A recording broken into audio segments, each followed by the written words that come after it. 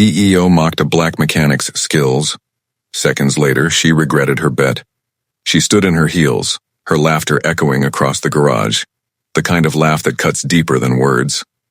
In front of her, a luxury car sat dead silent, its hood open, a problem no one had managed to solve. Mechanics had tried, engineers had failed, and yet here she was, mocking the one man who dared to step forward.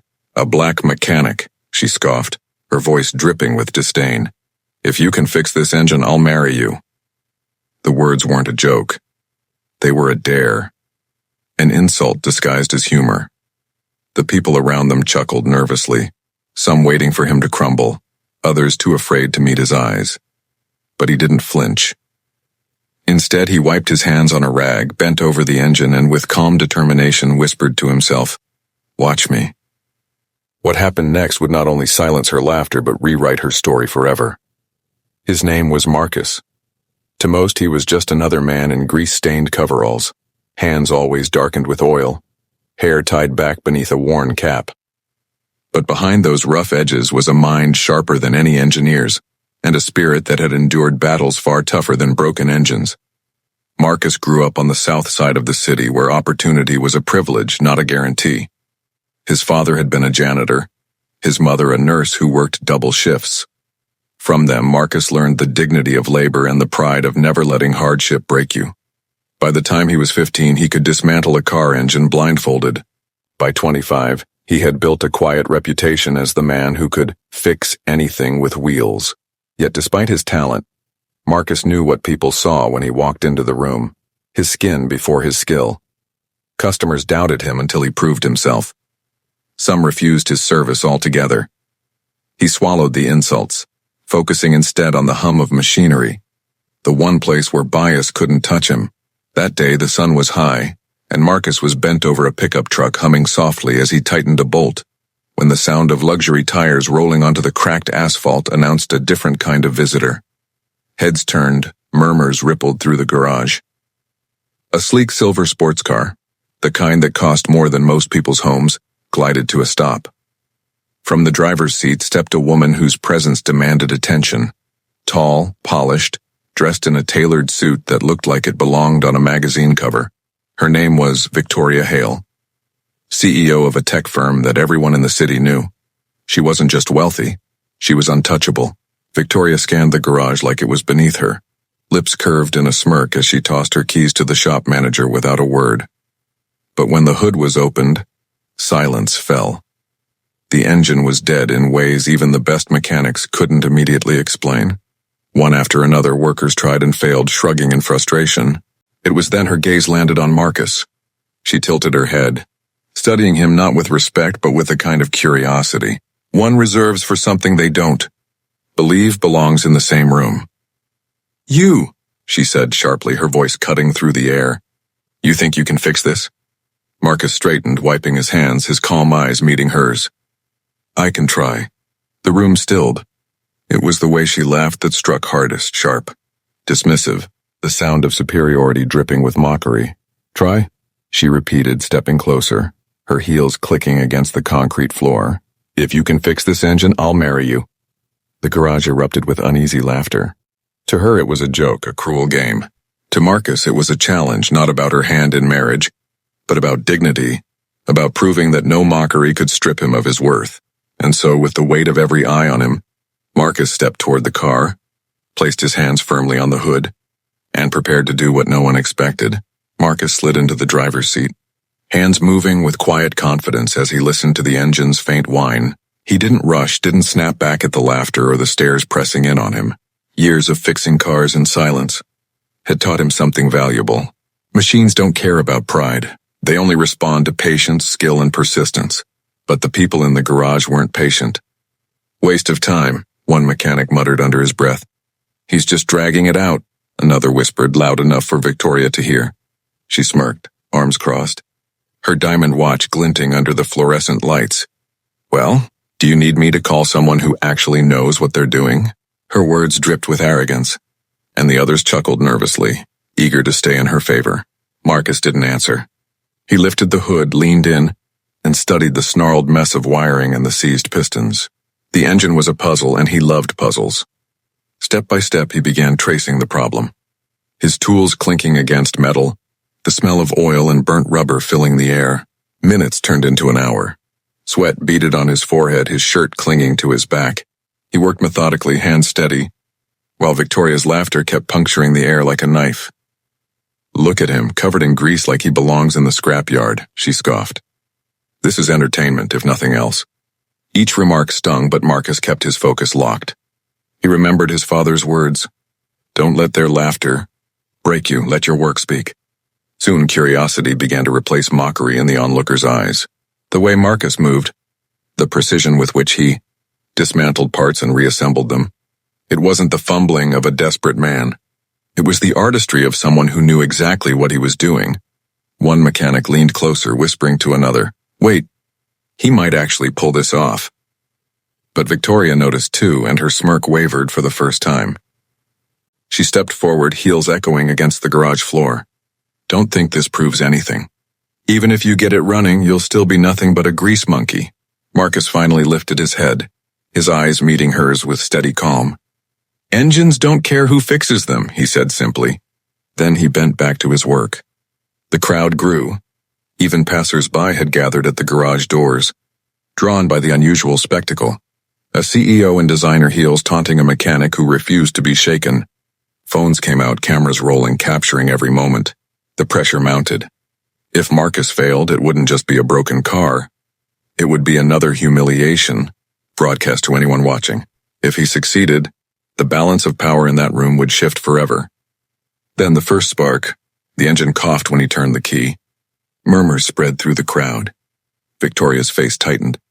Marcus adjusted one last wire, checked the timing belt, and tried again. This time, the roar of the engine shook the room. A powerful, smooth growl filled the air as the machine came to life.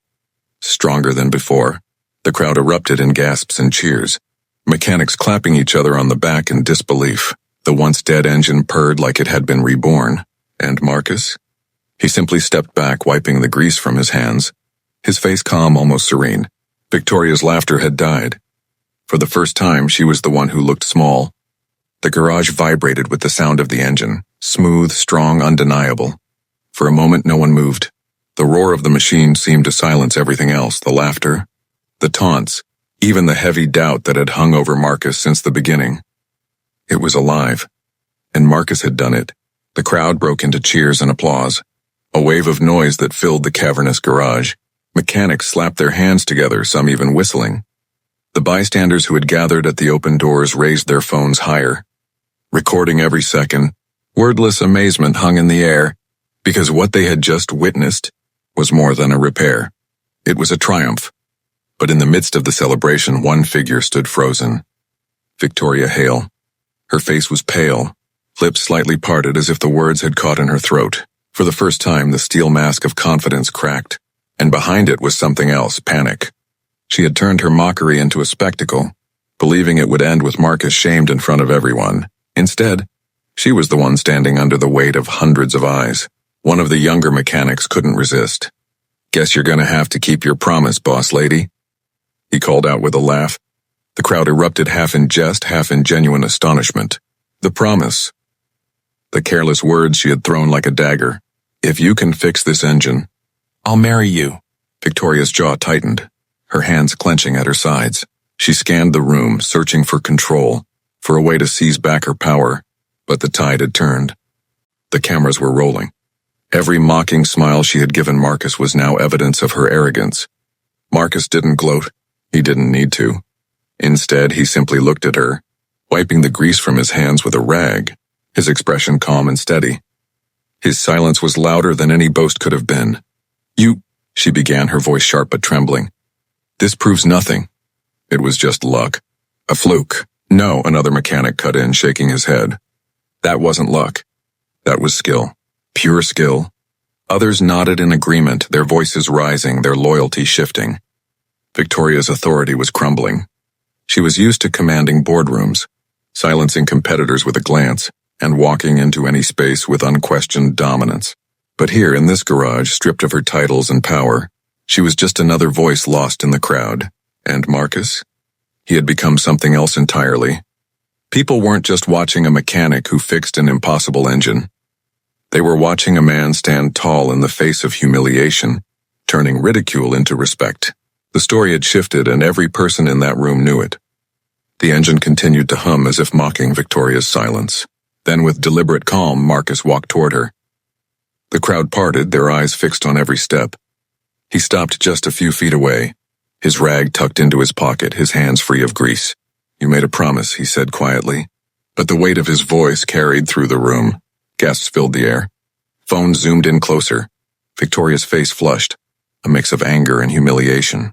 Marcus tilted his head slightly, his gaze unwavering. "But don't worry. I'm not here for that." He gestured back toward the car, now purring like a masterpiece. "I'm here to remind you and anyone watching that respect is earned, not mocked. And that sometimes, the person you underestimate the most is the one you should have listened to from the start." The silence after his words was electric. For the first time, Victoria had no retort. No dismissive laugh, no way out. The cameras had captured it all. The insult, the challenge, and the reversal. And as the applause erupted again, louder, stronger, undeniable, it was clear who the true victor was. Marcus hadn't just fixed an engine. He had rewritten the story. The engine's steady hum finally quieted as Marcus turned the key, silencing the garage. But the sound of victory lingered, an echo that would stay with everyone who had witnessed what just happened. Victoria Hale stood rigid, her polished heels suddenly unsteady on the concrete floor. She had built her empire on sharp words, ruthless decisions, and an untouchable image. Yet in this moment all of it had unraveled. Her careless mockery, "Fix this engine and I'll marry you," was no longer just a joke. It had become a chain around her neck, dragging her pride into the open for all to see. She wanted to deny it, to laugh it off as banter, but the phones in the crowd glowed like dozens of watchful eyes.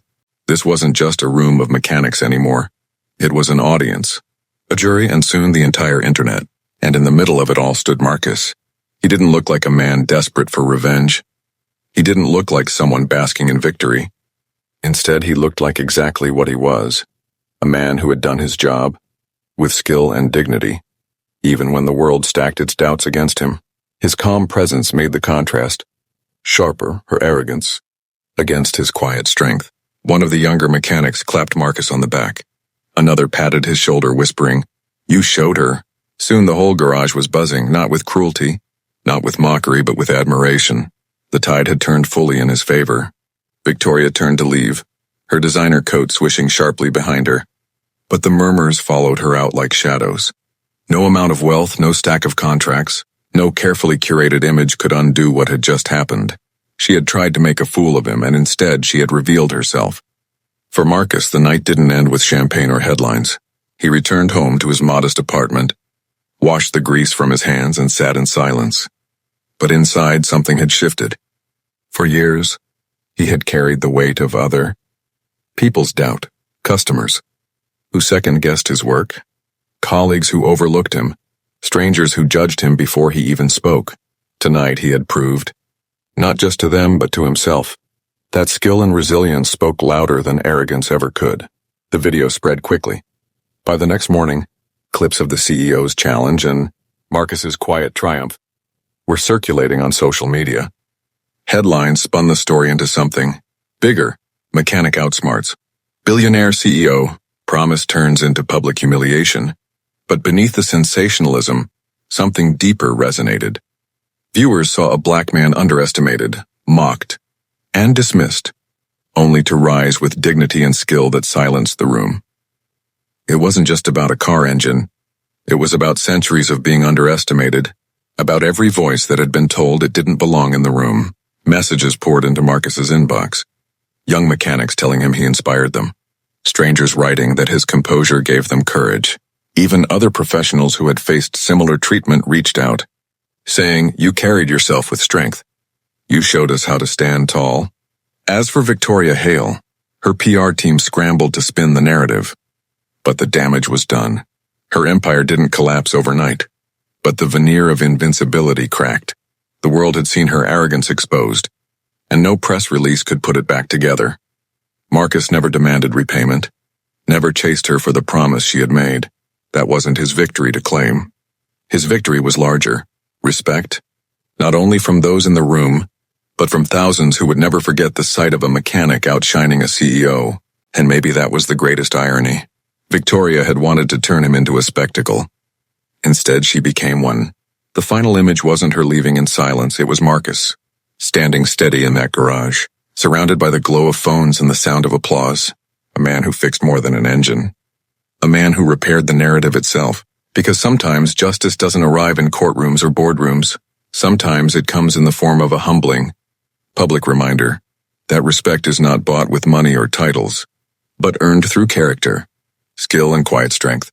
So the question remains, how many more times will people dismiss the very ones who carry the power to surprise them? And when the next Marcus stands up, will the world finally listen, or will it have to learn the hard way all over again?